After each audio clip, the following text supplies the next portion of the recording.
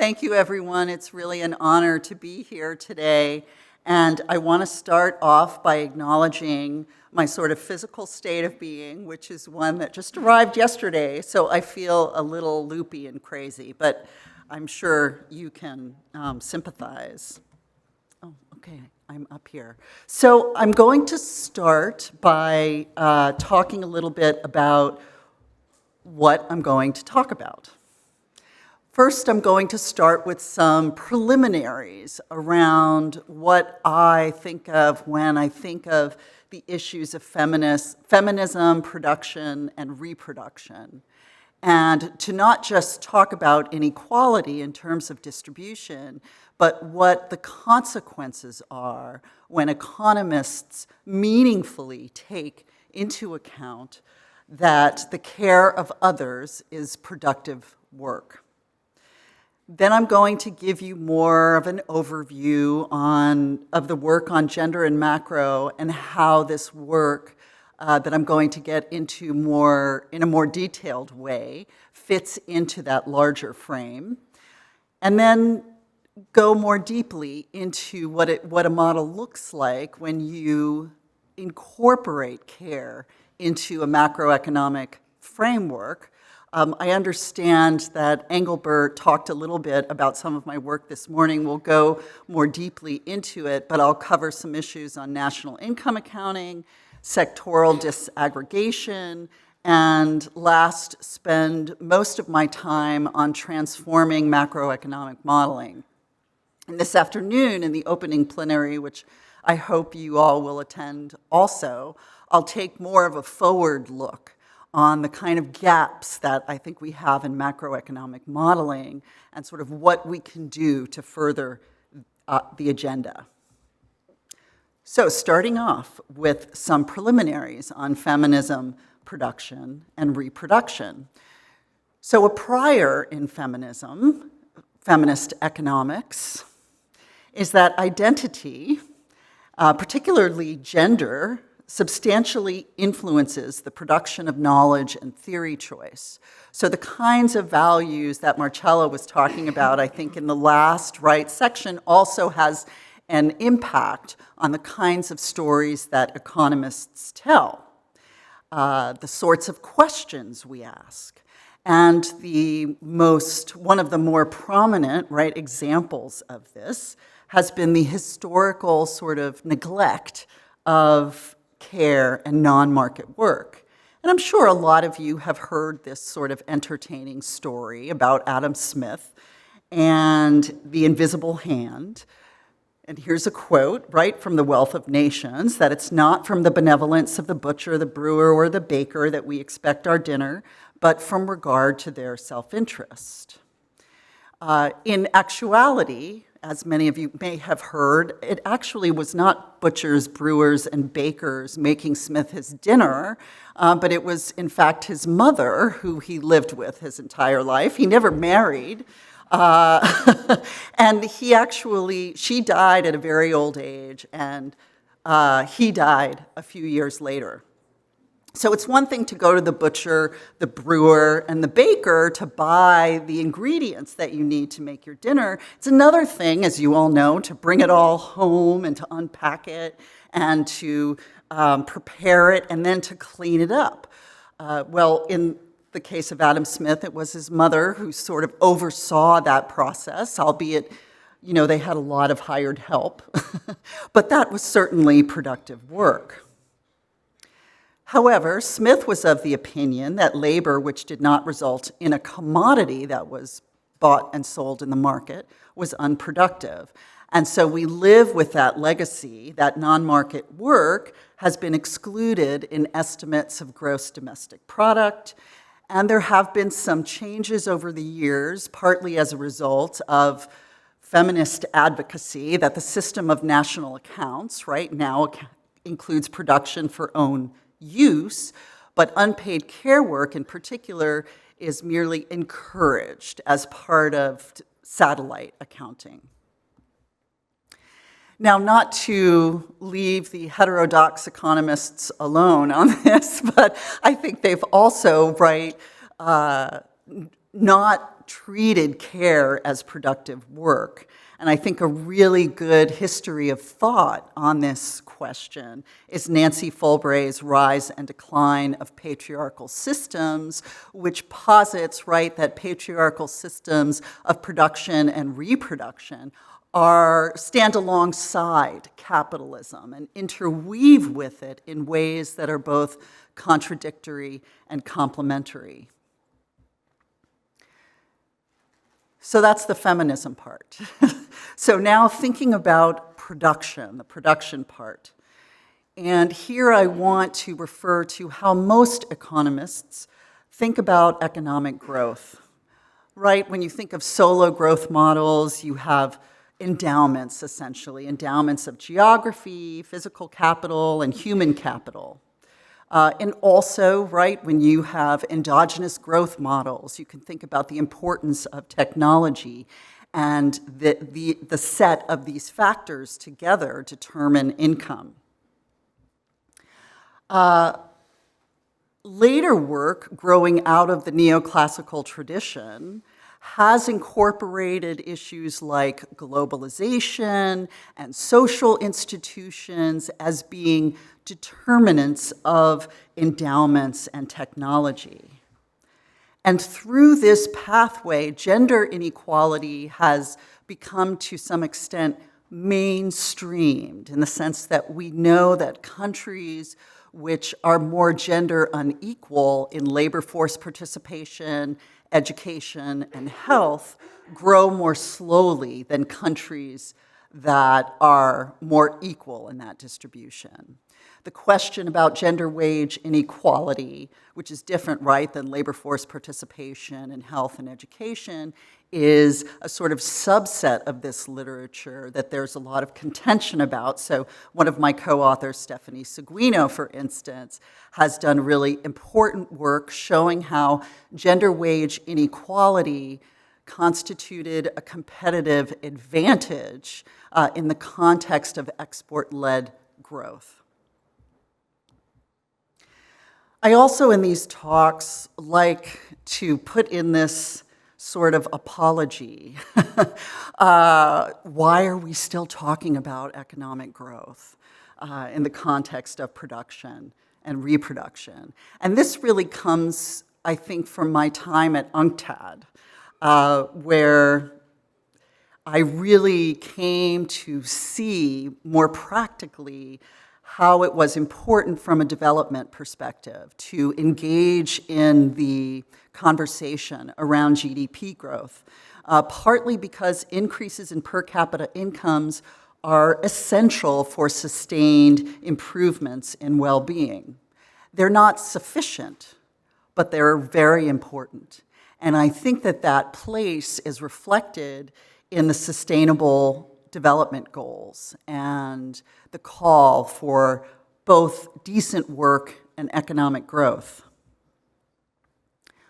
But another important aspect of this, whatever you think about economic growth, is that economists and policymakers care a lot about it. And if feminists are not talking about it, then we cede the conversation. We're not at the table in those debates. So I think it's also it's an important intellectual project, but it's also an important political project. So now turning to reproduction. And here on the right side is a woodcut, and I think it's Germanic, actually, from the cover of Nancy Fulbray's Who Pays for the Kids? And it's a really great illustration of the problem that associated with not thinking about reproduction. Here in the background, right, you have a factory where capitalist production happens, but at the end of the workday, people go home and are restored and refreshed to go back to the factory the very next day. And so, you know, economic models that don't take into account what is in the foreground, that restoration, are really blind to a key aspect of production.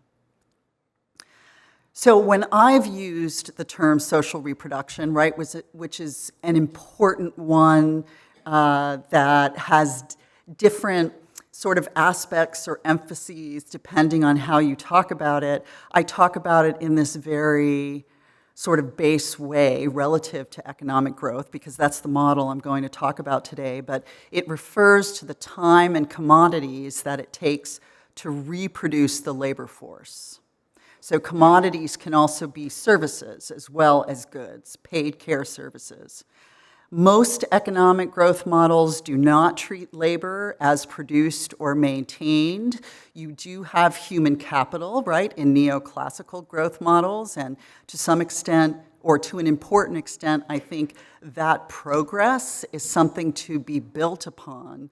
But notions of human capital really refer to formal education or work experience, all of the important work that goes into creating and sustaining children so that they are able to learn, and all of us getting renewed on a daily basis is not part of these kinds of models. And there are important and somewhat weird consequences, right, to undervaluing care work. In neoclassical models of both the household and macroeconomics, this is something from Nancy Fulbray, children are really treated sort of like pets, in the sense that you have them and you spend money on them because they give you utility, just like a pet. The public good aspect of them, right? The social value to future neighbors, future family members, future employers are completely abstracted from. So one of the consequences of this sort of treatment is that market efficiencies can be generated by transfers to the non-market sector. So for instance, in structural adjustment programs, bless you, in structural adjustment programs that look for market efficiencies by decreasing, say, hospital stays, people aren't getting better faster. It's that their recovery is now transferred to the non-market sector. And the implicit assumption here is that there are just unlimited supplies of non-market labor, and that there's no compromise to the sort of production of human capabilities as a result of this transfer from the market to the non-market sector. I think maybe a more obvious aspect of this is when women's labor force participation increases, right? It is recorded as an increase in GDP, largely because their production is being shifted from the non-market to the market sector. So now turning to gender and macro, I find it helpful to think about gender and macro as sort of falling within two large buckets. And one of them looks at the impact of gender equality and gendered well-being on macroeconomic structure and outcomes. And the other direction looks at the impact of macro structure and policy on gender equality and gendered well-being. So that sort of causal pathway from the macro to gendered outcomes, I think, is one that we're probably more familiar with and has a lot of work in it. So one of the, I think the earliest manifestations of this, at least in the gender and macro literature, and here I'm also, turning back to this work by Stephanie Seguino, is the phenomenon of how labor-intensive export orientation in the modern era raised the relative demand for women's employment, even in countries where women had not been traditionally involved in paid production in the early industrial era. This development model really challenged that, and increased women's labor force participation. So here's an example of how globalization, is affecting sort of gendered structures. Another aspect is around the distribution of the costs of austerity. I talked about structural adjustment programs, right? And how, to some extent, structural adjustment programs and cuts in public spending were based on transfers from the market to the non-market sector. And these costs of austerity to the non-market sector were disproportionately put on women. We also have some papers this weekend that talks about structural transformation and industrialization.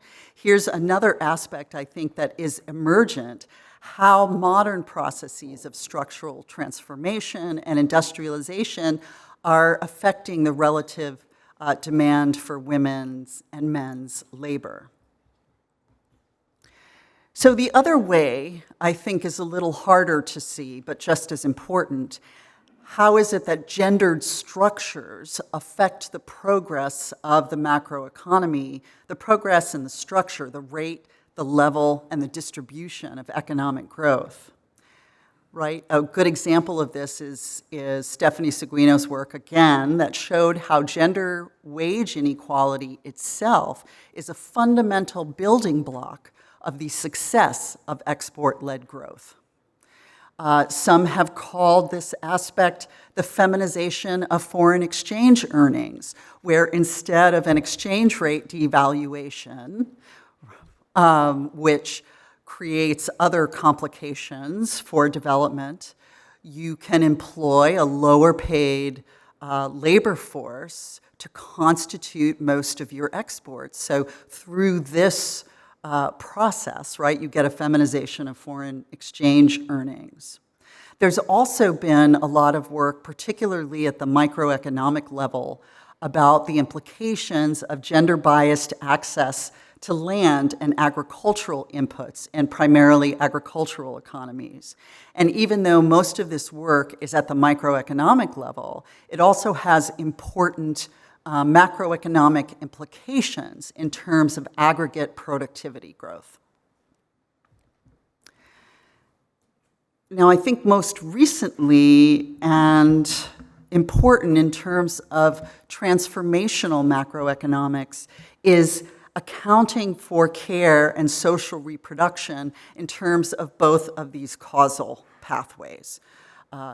This is the sort of original sin of gender inequality in some important ways, right? So, and it's also important for macroeconomic production.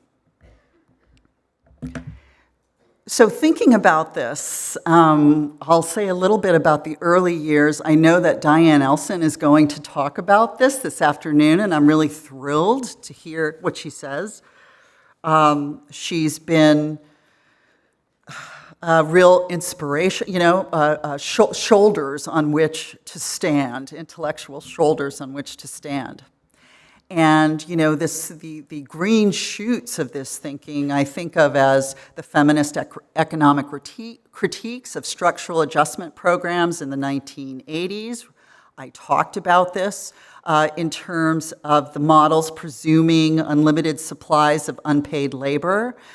But one of the things that I thought was so transformational about the work that Diane Elson and others had done was in documenting not only the negative consequences for well-being, but also the negative consequences for the goals of the programs themselves, i.e.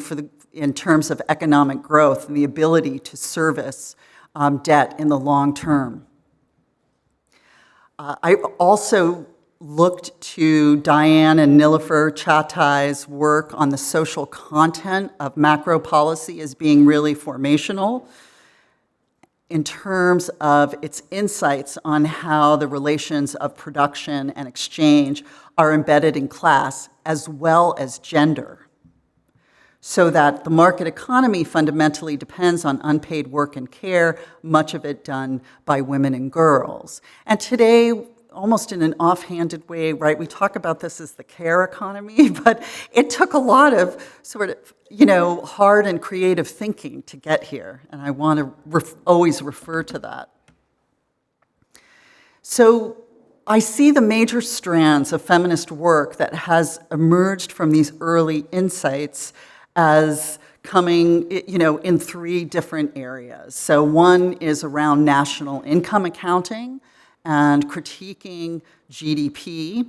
A second one is around sectoral disaggregation for care-aware policy analysis. And lastly, transforming macroeconomic modeling. Whoops, I'm going to go back here. Okay, cool. So I'm going to talk about the third one, transforming macro modeling, care and social reproduction. And I'm going to talk about this work that is really the result of a collective project, a series of papers that I've done and in collaboration with many others over the years that started with a theoretical macroeconomic model that put together social reproduction regimes, co-authored with Irini van Staveren and Daniele Tavani in 2011, and published in Feminist Economics. Then UN Women asked me to write a more policy-focused paper that took case studies and took that model and applied it to the real world. And this is one of the things I love about doing UN-related work. And then two later papers took the theoretical model to try to empirically estimate the different social reproduction regimes. So this first paper, number 3, which is in the Cambridge Journal of Economics, focused on just estimating the social reproduction regimes themselves. And then the fourth was putting it into growth regression analysis, right? Because part of the argument is that social reproduction regimes have an impact on economic growth and the things that economists care about. So some foundational concepts in this model: social reproduction takes place in the household, commodities and time are its inputs, its outputs are what we call human capacities, which are intentionally broader than what we think of as human capital, but also more narrow than human capabilities. They refer to whatever makes human beings more economically effective. So it's not just our formal education and experience, but also emotional elements like our maturity and patience, state of being well-rested and well-fed. There are also dynamics in this model in the sense that there are two time horizons to the production of human capabilities. There's the daily time horizon, that woodcut from Nancy Fulbray's Who Pays for the Kids, where we're going home every day and getting renewed. But there's also a longer time horizon where investments can raise future productive capacity as well as contribute to current aggregate demand. So this approach is gendered in a couple of ways that grow out of the gender division of labor. First, there's a gendered distribution of both the time and money costs of social reproduction. So I think this is an important element in the sense that it's not just time, right, that goes into producing care, but it's also commodities. And then we have gender segregation in labor markets, where women are concentrated in service sectors, sometimes providing care, and this has implications for the substitutability between market and non-market care. It also has implications for the extent to which gender wage equality, so raising women's wages, say in care sectors, has for the costs of care. So there's a demand side and a supply side. And this model builds on a model I used in my dissertation, a post-Keynesian model, the Baduri and Margolin model. Some of you may be familiar with. No.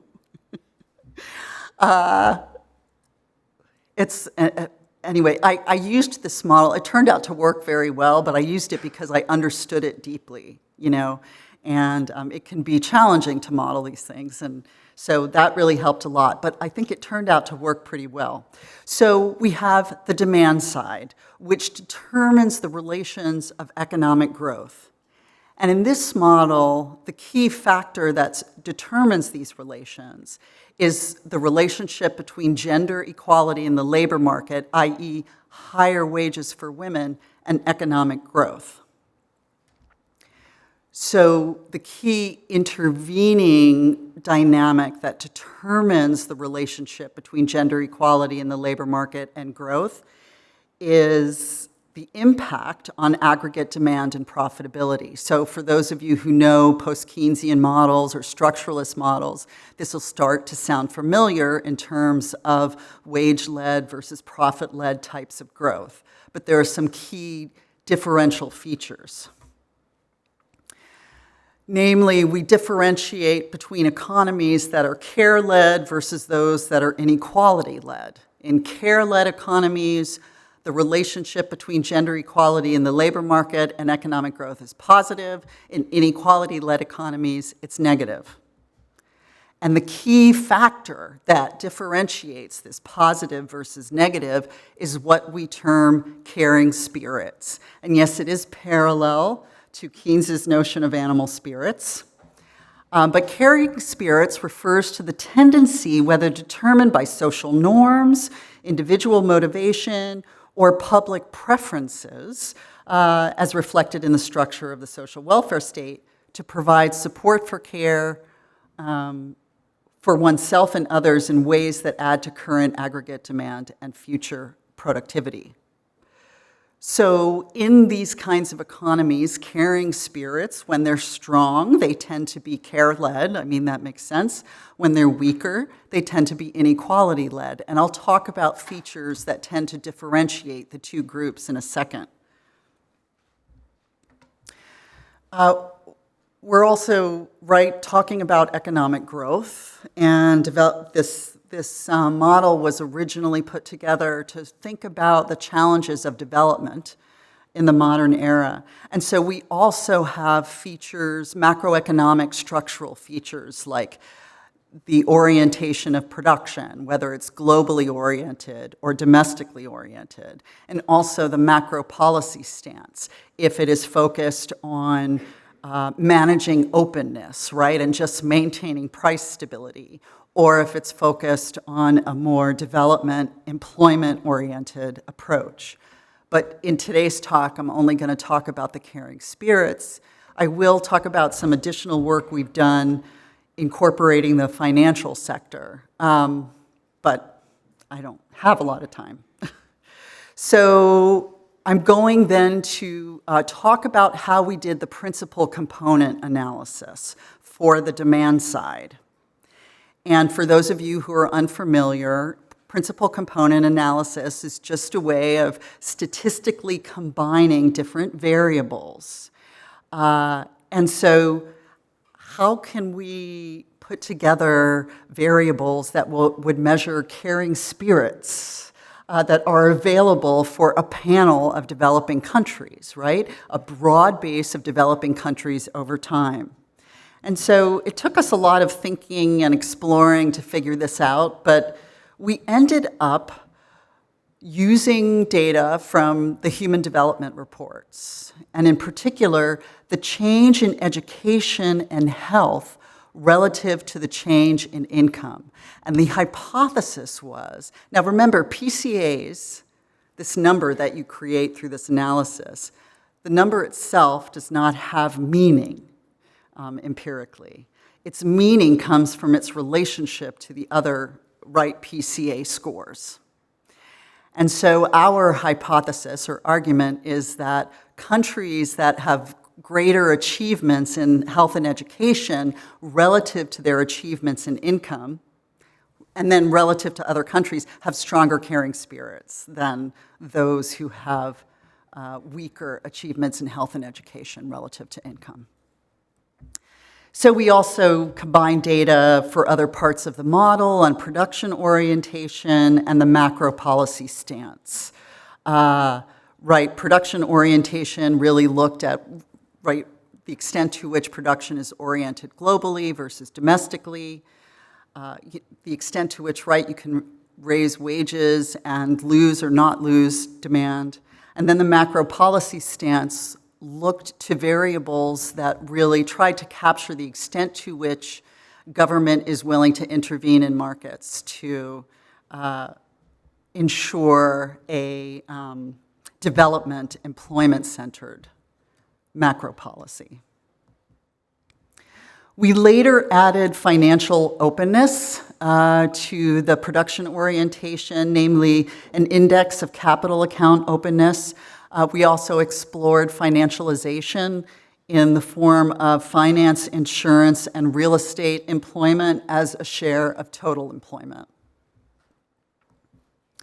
So now we have the supply side, right? The demand side has the relationships of economic growth, and the supply side has the distribution of social reproduction between men, women, the state, and capital, essentially. So this is determined by the interaction between three sectors. First is the household sector, where commodities and time are combined to produce human capacities. And here is also generated the demand for care as well as the productivity of labor on a daily basis, right? The extent to which you're able to go home and get restored and renewed. Then we have the labor market. We have gender segmentation in labor markets.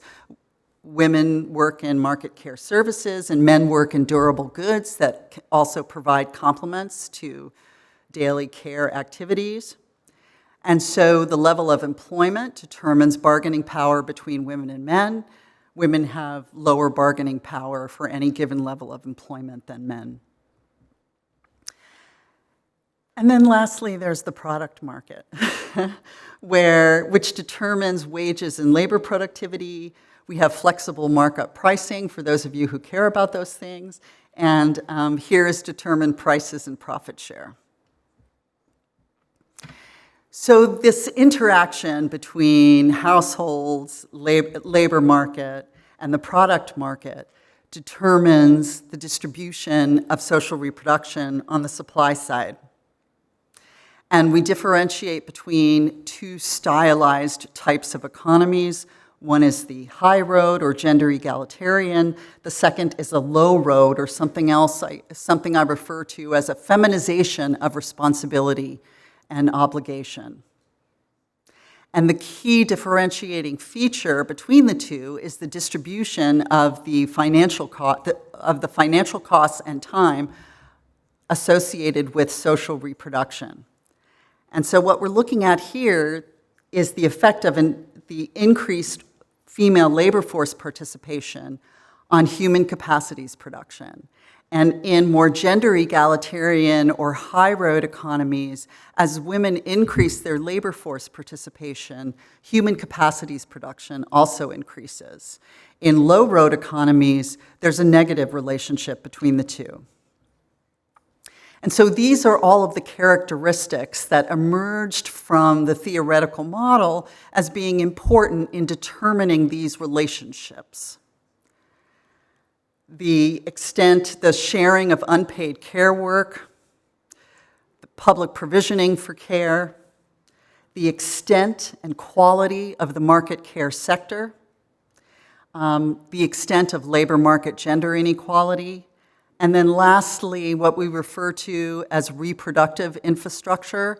And so in the empirical context that we were working on, right, we're really focusing on developing countries. So reproductive infrastructure can be thought of as things like access to safe water, fuel, transportation, things that really enable you to care provision without having to spend a lot of time collecting fuel and firewood or, worrying about access to safe water.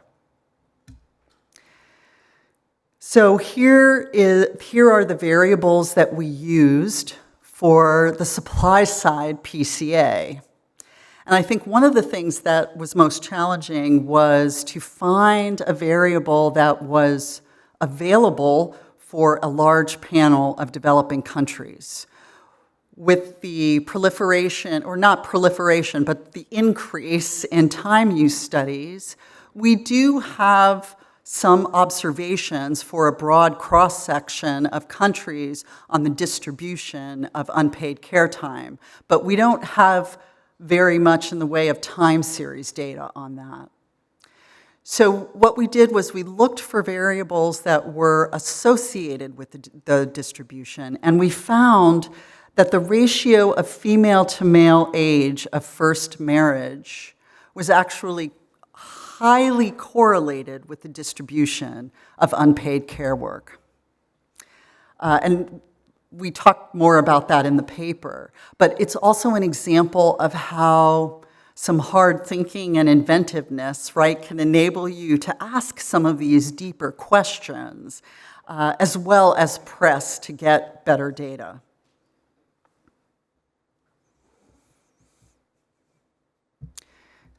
So then we put the supply and demand sides together, and I think this is what maybe Engelbert had shown this morning, and we get these regimes of growth and social reproduction.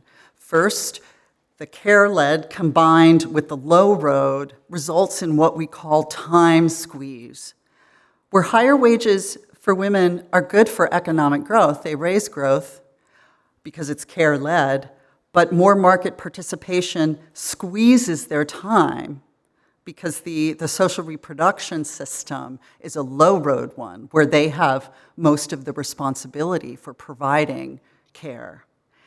And so there is a contradiction between the demand side and the supply side of the economy, and growth is elusive or unstable because one side of the economy is sort of running counter to the other side. The high road is the win-win solution, where we combine care-led with gender egalitarian distributions of social reproduction. So higher wages are not only good for growth, but they're also good for social reproduction. Inequality-led, which we call exploitation, is one where higher wages for women actually lower growth, and more market participation squeezes their time and lowers human capacities production. So growth, to the extent that it occurs, is partly based on exploiting women. And then lastly, we have wage squeeze, right, which is the opposite of time squeeze. And here we combine inequality-led demand regimes with low-road distributions of social reproduction. So in the wage squeeze box, higher wages are good for human capacities production, but they compromise demand and growth because the economy is inequality-led. So like the time squeeze case, you have this contradiction between the demand and supply sides of the economy. And growth can be elusive or unstable. You can get growth for a little period of time, but then it fails. So we did this principal component analysis so we could actually test these hypotheses, right? Is it the case that time squeeze and wage squeeze results in unstable or elusive growth, or mutual and exploitation result in the predictions that we had about those regimes? So we estimated this principal component analysis in a time series globally, and here's the resultant distribution of social reproduction regimes by region. It's for the last time period that we had 3 time periods. This last one is 2008 through 2015. So you can see that there is a somewhat broad distribution by region across the different regimes. So one of the things that's interesting to me is looking at developing America. You have the highest proportion of mutual regimes in that time period. Looking at developed economies, and you can see it, they sit primarily in time squeeze and wage squeeze. But here, oh yeah, you can kind of see it. These are developed economies, and this categorization comes from the UN categories. So here's the distribution of developed economies across these axes. So one of the things when we had this array and looked at this picture, right, was going back to what PCAs are and aren't. So the cross between the two, right, the zero axes between the 0 point between the X and Y axes are there because we put it there. In terms of the average, right, distribution, we took an average and we put the X-axis there and the Y-axis and the X-axis. But we thought about it and realized that we are probably much more confident in the estimates for countries that are farther away from the axes than are closer to the axes. So this will have an implication for our growth estimates in a second. So let's see.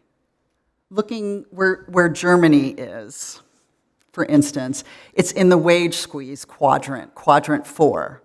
But it's pretty close to the axes. So our confidence in that estimate is a lot lower than, say, yeah. Yeah. So you'll see how we deal with that statistically in a second.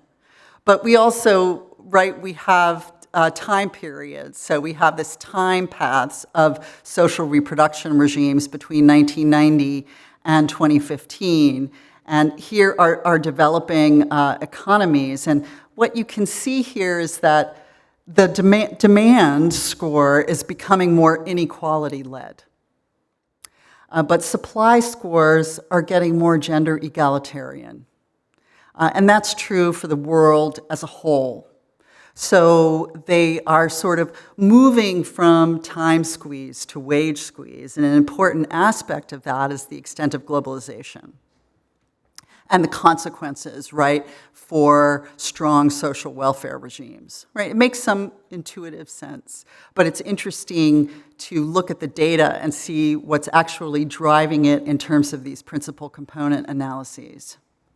So then we put these into growth regressions, and the way we dealt with our greater confidence in estimates that were further away from the axes is we took the PCA and we weighted them by we had a PCA for the supply side and a PCA for the demand side, and we took the absolute value of multiplying one by the other, so that larger values would have a stronger impact on the estimates than smaller values.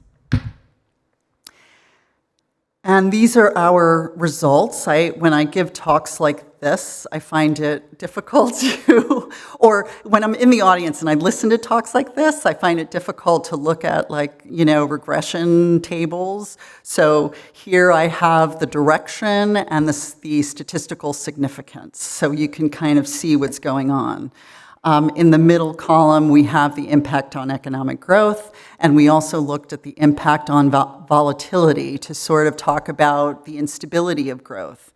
And so here in exploitation cases, we see a negative association between growth and exploitation regimes, a positive association between mutual regimes and economic growth, though it's not very statistically significant. We actually ended up with not many very strong predictors of the mutual case in our data set. Time squeeze was very strongly negative, and it was interesting, wage squeeze didn't really come up in the growth regressions, but did come up as being much more likely to result in growth volatility than other regimes. And so all of these regressions also included the usual suspects of variables that you include in growth regressions, like real per capita GDP at the beginning of the period, the stock of human capital at the beginning of the period, average investment, and an index measuring the rule of law, some kind of institutional thing, and regional and time fixed effects. Now, this is a very rough kind of analysis. But coming back to the why do these kinds of regressions, right? Again, we were thinking about the importance of arguing that how you organize social reproduction, how countries organize social reproduction, has important implications for economic growth and development. It's not just this aside that you do later on after you've developed. It fundamentally affects the pace of economic growth. So if what you care about is that, it's also important to address these issues from a development perspective. In later work that we're still working on, we added measures of financialization. I mentioned that before. And one of the things that we found was that it was a lot more difficult to get the demand-side PCAs to work. They kind of fell apart when we added financialization. And in looking at, this is why I think this kind of work can be really instructive. Looking at what was causing this, we found that, there had been some convergence on the macro structure and policy side in terms of financialization. And that convergence, or maybe you want to call it a consensus about macro policy, was coming together regardless of whether, of the care sort of structure, right? So that both economies that had strong caring spirits and economies that had weaker caring spirits, regardless of where they were on that continuum, when you started to take into account sort of broader measures, including financialization of macro policy stance, all of them were converging to sort of the same, neoliberal menu of how you should manage, price stability and globalization. So that's something that we are working with and trying to figure out how to deal with. But it's interesting, it's through this kind of modeling effort and working with the data that we're able to see this happening statistically. So some takeaways and open questions, right? Part of this project, the political part of this project, or the political intellectual part of this project, is about arguing that including social reproduction as a source of both current consumption and future productivity growth is essential to understanding how macro policy affects growth and development. And gender systems that underlie the gender division of labor is then central to that potential. We also, and I didn't talk a lot about this today, I'll talk maybe more about it this afternoon, is the importance of incorporating care as both a short and long-term driver of what I call extended investment. So things that we typically think of as consumption, for instance, consumption and time as investment in human capacities that affects long-term productivity.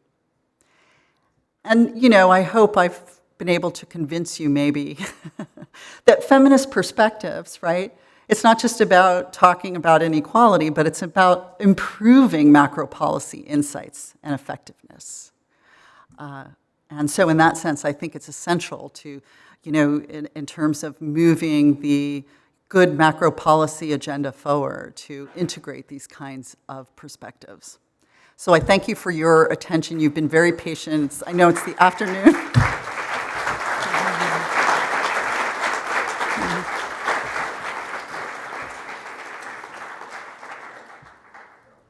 So I welcome any of your questions or comments, and I know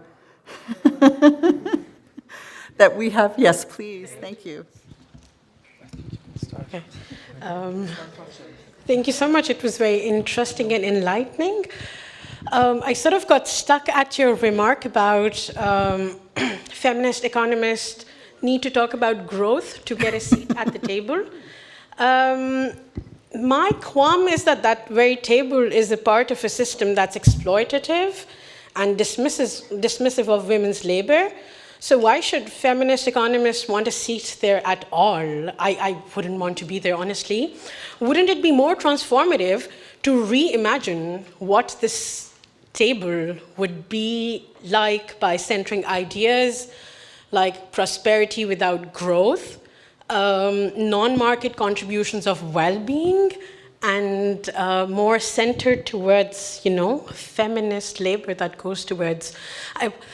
Also, like, why care about GDP? It's such a exclusionary concept, and it's honestly stupid because numbers are fudged all the time. Yeah, governments do that, yeah. So I'm just stuck on that. Could you please elaborate? Thank you. Sure. I'm so glad. I'm so glad you asked that question. I put in that slide in anticipation of this conversation, but obviously not very effectively. But I welcome the I welcome the opportunity to sort of unpack my own thinking on this. I talked about my time at UNCTAD as being really transformative, and one of the things that was transformative and interesting about it was I was accustomed to being the sort of feminist macro person among people who did gender, right? So you come in and you get to talk about macro, But this time at UNCTAD, I was in their macro shop, right? The Division of Globalization and Development Strategies that produces the Trade and Development Report, which is, now I think like the only consistently heterodox sort of macro report that the UN publishes. And there are all these macroeconomists, and I was the gender person in a world of macroeconomists. So that was a different kind of advocacy. I felt like I had to go back to graduate school a little bit to be able to kind of be conversant, right, in the types of arguments that they would have. And one aspect that I found really challenging was, and really interesting, was, UNCTAD is very much oriented towards advocating for developing country perspectives, right, in global trade negotiations and other things, and the sort of political economy of the evolution of UNCTAD and the World Trade Organization taking over what UNCTAD was supposed to do itself is really fascinating and important. But in arriving at UNCTAD, I was met with this very understandable perspective that many of the folks there and many of the developing country representatives felt like gender equality was this sort of Trojan horse that advanced economies used to essentially advance neoliberal prescriptions. So for instance, it was all about getting women access to the labor market or assets, or if you lend to women through micro-lending, right? Essentially expand the scope of the market, then you'll get all this gender equality and economic growth. So that was very challenging and really good in terms of, my own thinking about why is gender equality important in this macroeconomic context. But then on the other side of it, there was also, I was sort of transformed into this vulgar economist in the sense of speaking to audiences that were really concerned about productivity growth. And this point that I made, even if we're not talking about GDP growth, but in order to finance sustained improvements in well-being, if you have well-being as your dependent variable, one of the things that goes into that is more productivity in terms of more outputs relative to inputs. And I'll talk about that this afternoon, too. So I came to, and you can see it reflected in this model, I came to sort of think about the relationship between care provisioning and productivity growth.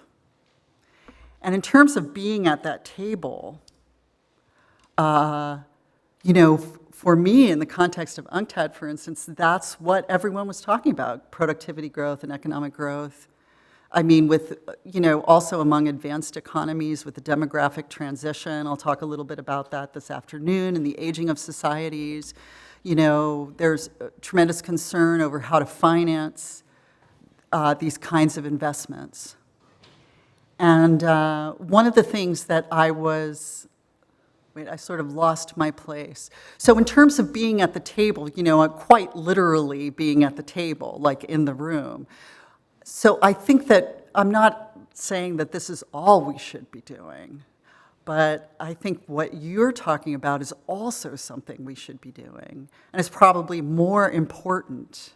But in terms of my comparative advantage and what I can contribute to the conversation, I think it's important to be in those venues making those arguments.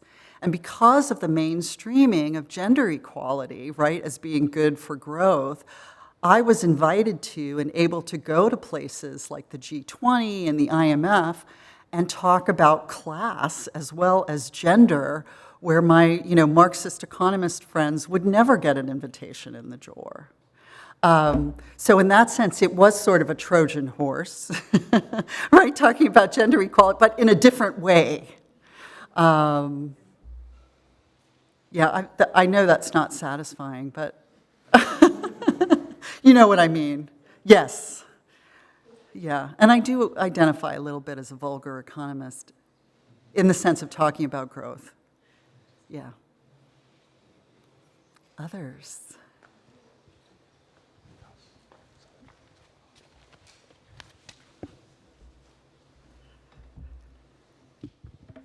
You already asked a question, so if there anyone else who in the previous, no, well, so I will I will ask the question. Thank you very much.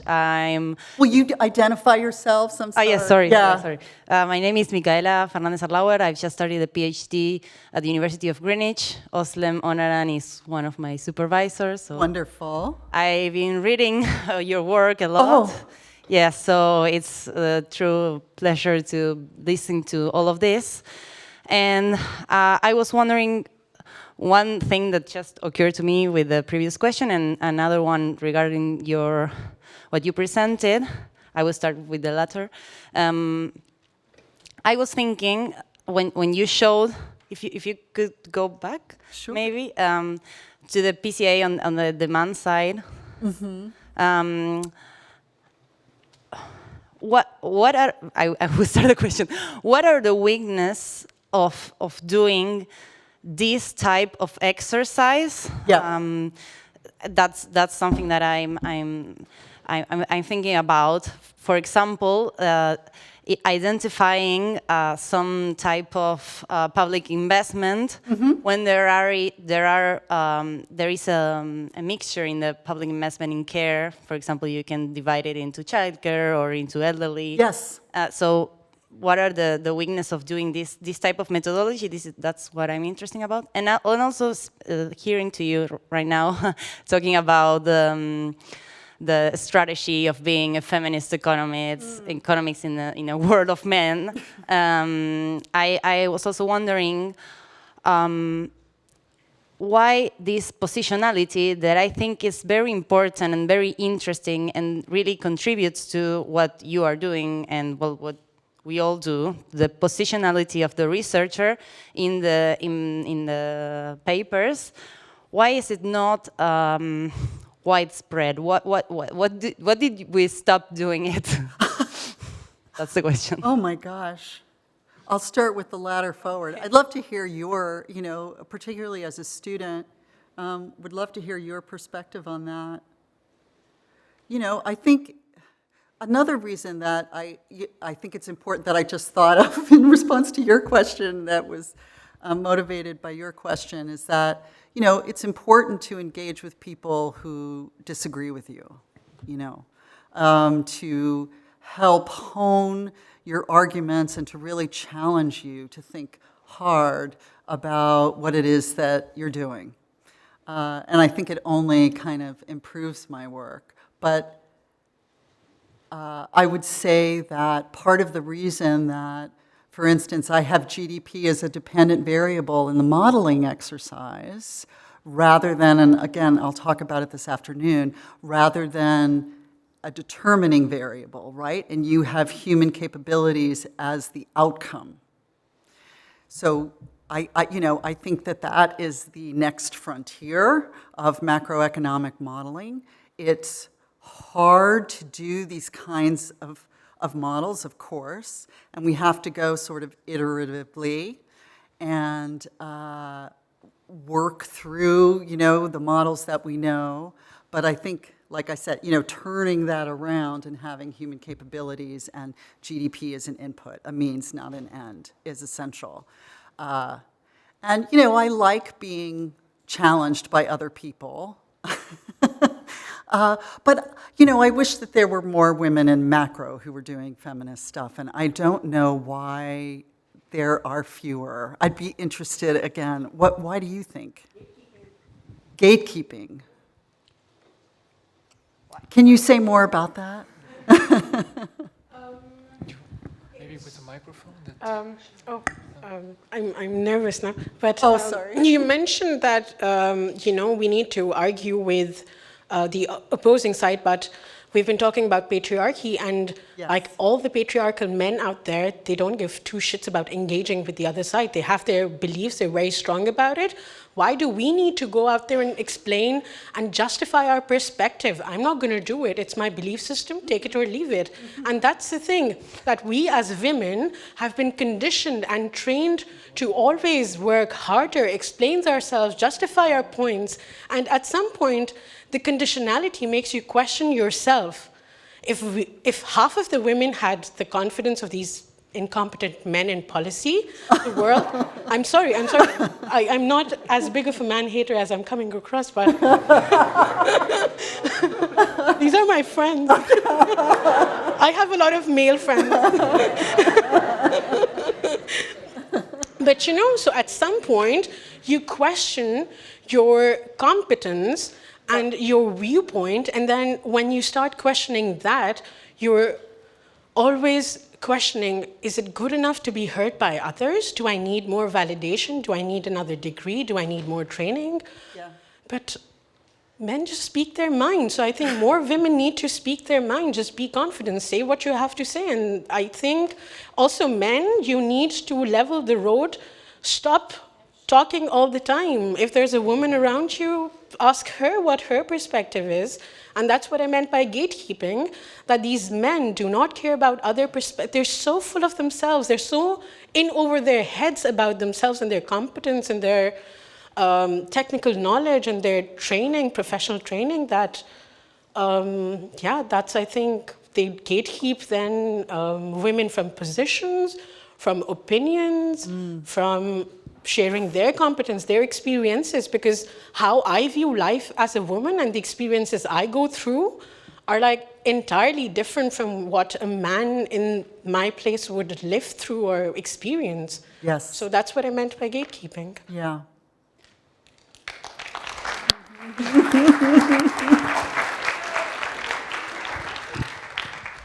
I mean, I think that I agree with everything you said. I also, for me, this process has also helped my own thinking. I mean, this is one of the things that I really like about macroeconomic modeling, is that, you're looking at structural complexities that are really hard to think about. And even though you intuitively, understand that care is important, having to sort of think about precisely how it works through the macroeconomic system, how some of the contradictions manifest counterintuitively, and what the conditions have to be in order for investing in care and social reproduction to also bring about aggregate productivity growth. I think that's an important question. And I think it's feminist economists that are asking that question. And I think working through these challenging macroeconomic models and empirical applications have helped me get a deeper understanding of how it actually works and what kinds of policies can support, these sort of win-win situations. So, I mean, that's advocacy for, getting into it not just to fight with people, but to also improve your own thinking and effectiveness. I mean, that's what I found. But it is a lot. I mean, I happen to enjoy it. Not everybody does. But, I think it's also that macroeconomics, right, exists in this theoretical sphere. And I think we think of gender as manifesting, right, in this microeconomic sphere, right, these relations between people. So to leave those relations between people and start to exist and theorize up in this abstract macrosphere is also something that I think it's challenging for feminists to do. We also are, I'm going to talk about this afternoon, but there's been a lot of suspicion or rejection of mathematical approaches, right, to economics. So I think that that's part of it, too. It's complex, of course. Does anyone in the audience want to speak to that point in particular? There's someone in the back. Before I talk about empirical stuff, I want to hear from people.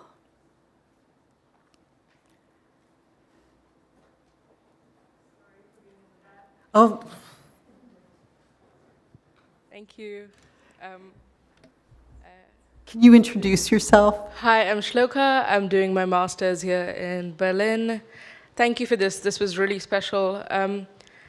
I actually really agree with you on the Trojan horse framing of things, right? Like, otherwise you end up with heterodox economics talking to each other. Yes, and that's true.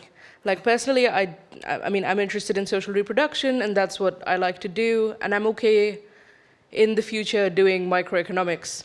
But for example, the course I'm doing now has macro, and I wanted to do social reproduction for my paper, and there's no starting point. Like, there's nowhere to look if you want to integrate social reproduction in macro approaches. So this was very interesting. My question was kind of around the language you used. Yes. I think especially if you want to have this, like you said, trying to exist in a more mainstream space, how did you go about that? For example, like the low road framing is something I've not heard before. Uh-huh. And I would think it's very similar to existing feminist ideas of like the double burden. Yeah. And was that something you actively did, like to avoid that language, or wanted to create similar language that would be more acceptable in spaces? Thank you. Yes, thank you. I wanted to be more precise about the double burden, so that's why I took up the feminization of responsibility and obligation, which also comes from, thinking about discussions of the feminization of poverty and things like that. But it refers more specifically not just to the double burden, but the taking on of women. It is the double burden, but it's the double burden, not just the double burden, but it's also about how the extent to which societies move in directions where women don't just have the double burden, but they're taking on all of the time and money costs of social reproduction, or much more than that. So I was thinking about the United States, for instance, where you have an increasing incidence of single motherhood, and most kids are in a household, maintained by women alone. And they're not getting redistribution through the social welfare system. So it's increasingly, concentrated. That double burden is bigger, right? The double burden, maybe I'm talking this out in relation to your question, but the double burden is also very individualized.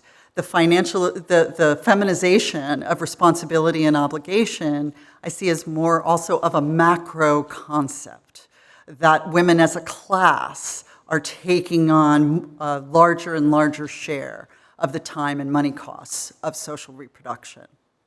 So that's my answer to that question. And I think one of the ways that this argument has been really received in the mainstream is, and I mentioned this in my talk, is through the worry about demographic decline, right, and declines in fertility. And talking about the difficulty of combining parenting with work, and how that it induces women at large as a class to make different choices about fertility. But I thank you for that. That's a really good question. I also wanted to double back about the empirics on the demand side. Can you remind me of the question that you asked about the empirics on the demand side? Sorry. Yes, please. Thank you. I didn't know who you were looking at. So, I was asking about the weakness of this method, because it's the PCA.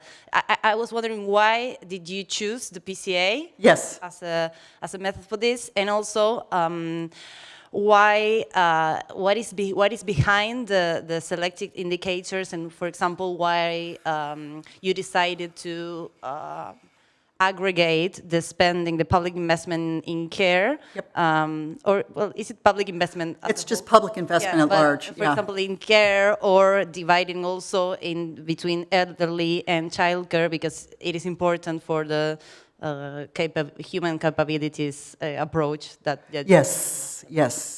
So what I would have loved to have done on the caring spirits part was, for instance, the poverty rate of children and elderly relative to others in the society. You know, here you have this outcome, and I think it very clearly would measure the extent of caring spirits in terms of the poverty rate of dependence. But that's not something that we have a good panel for, particularly for developing countries, right? So that's our constraint. On the macro policy stance side, we were very much looking into not investments in public care provisioning that comes on the supply side, but rather the extent to which the government is actively engaging in development policy or industrial policy. So that's why we took public investment as a share of GDP, right? The extent to which government is trying to lead the economy forward, as opposed to depending on market mechanisms. Does that make sense? Yes, it does, and also to follow up. Yes. This intention to develop a panel data. This is the first time that I see this type of the social reproduction regimes divided into different categories, and also a way of, like, at least showing what could imply from a social reproduction regime to growth, and among all the countries. So just to ask you, I feel, at least I feel, that there is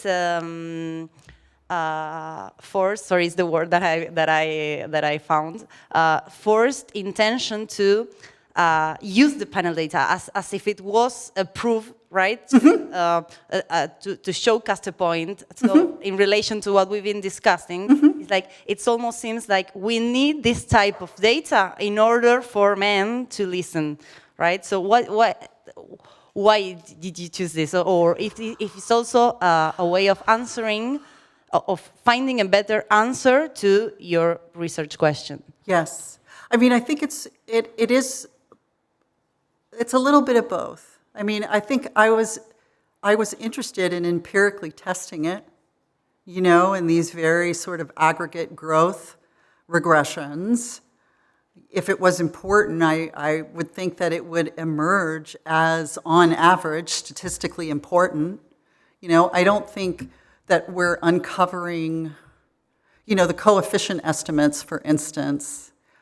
I wouldn't put a lot of stock in them and like to the actual quantitative amounts.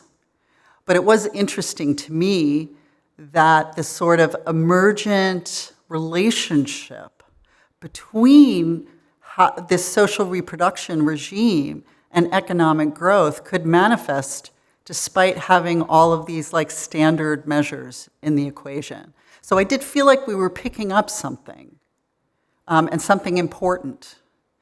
So it's not just about, you know, having a regression to share with my, you know, mainstream macroeconomist friends, but it was also about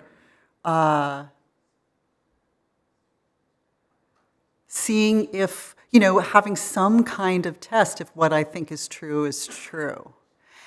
And I feel like doing empirical work at the macroeconomic level has sort of turned a corner recently, right? We had this whole period where everything is micro foundations and, randomized control trials, and you don't have, you can't do any causal inference at the macroeconomic level, so it's just not very important in the mainstream of economics. But I think with advances in statistical analysis, the ability to do difference in difference kind of analyses at the macroeconomic level by comparing, right, countries that introduce different policies at different times, I think there's a much wider space for doing some interesting and informative causal inference kinds of analyses. So I think that the space is opening up for those possibilities and asking important social questions again at the macro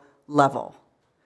And this is partly why I do macro, because I feel like that's what makes the difference, between, it's one thing to talk about your sort of micro situation and that's really important, but in terms of the features that determine our well-being and our futures and the prospects for development, it's like it's the macroeconomy that you live in. So I think there's a new avenue or renewed avenues for asking the big, important questions that have been closed off for maybe the last 20 years, I think, really, except for within small heterodox circles that sort of talk to one another.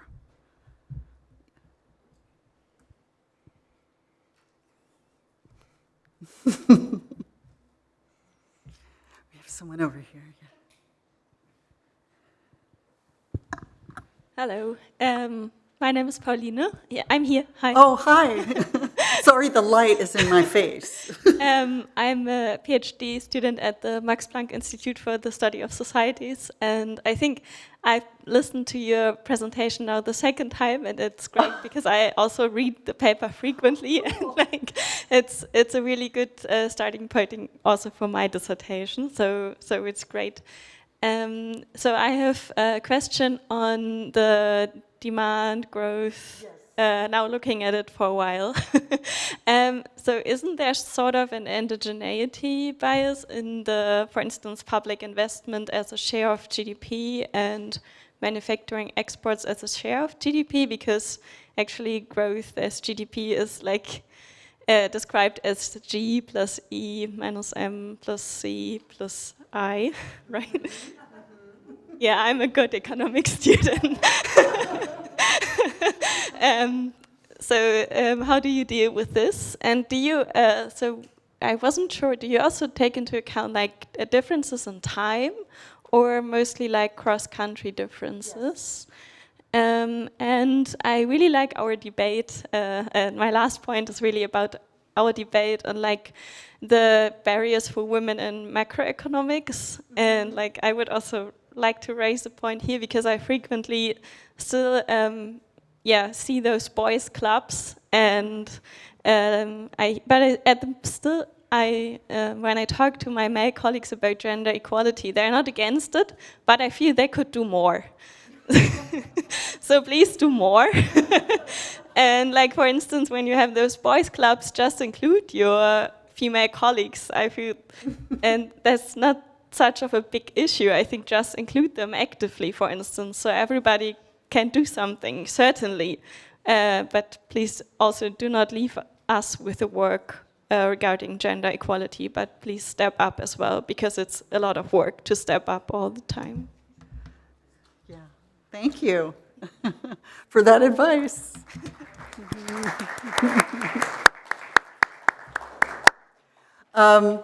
So the demand side PCA generally is a lot more brittle and not as exact as the supply side. The supply side PCA is really good and really robust, and no matter what you do to it, it sort of stays the same. The demand side is a little hokey and doesn't explain as much of the variation. So it's weaker, and so that's something that we do need to improve on if you're thinking about doing this kind of thing. I also think that the next a next phase would be to do a sort of simulation, right? To go back to the original model and to do some parameter estimates from the original model and put in real data and see what happens, right? And sort of dispense with the PCA itself. But the thing I liked about the PCA was its ability to capture regimes, right? These sorts of collections of characteristics that doing a simulation you wouldn't be able to do. So we do control for time fixed effects. So it's a real panel in that sense. But we have we only have 3 time periods, because even though we made a lot of compromises to get more widely available data, we still ended up using one sort of observation from each period. And in that sense, we used average.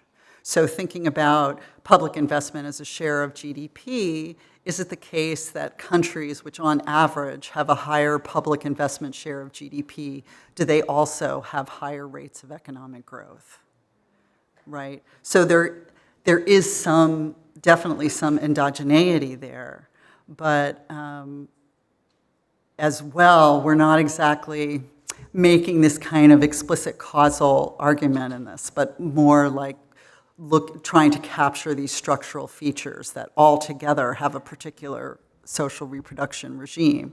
But you can definitely, it's an empirical question that you can explore. So we have maybe one last question. Yeah, we have 3 minutes. Yeah, thank you very much. Thank you. Aaron from Austria. One little thing about the GDP, I think it is quite useful to look at it, because all the things that are not in there are the things that are important for feminist economics, like the unpaid work. And then the second thing in there that's not accounted for is environmental destruction and the well-being of non-humans, right? And so I'm thinking, that is it part of caring spirits, in the education, or do you see it in the public investment? Because this thinking in the metaphor of the high road and the low road, like in the song, everyone who takes the low road dies, right? Yeah, that's a good question. But that is a question to ask, right, in terms of these social reproduction regimes. Is it the case that, sort of caring spirit economies run in the same direction as ecological awareness or sustainability? I don't know. Maybe we have a hypothesis that that's the case, but it's something to explore empirically. And I think it would be really useful to do that. We'd like to put them all together, certainly. And I have some intuition that that is the case, but that's a question for you all to think about in terms of your own future work. But yeah, I think that's really important to bring up. So it's been a long day for all of you. I really appreciate your attention and the fun in the questions. Thank you very much. And I look forward to talking to you this weekend.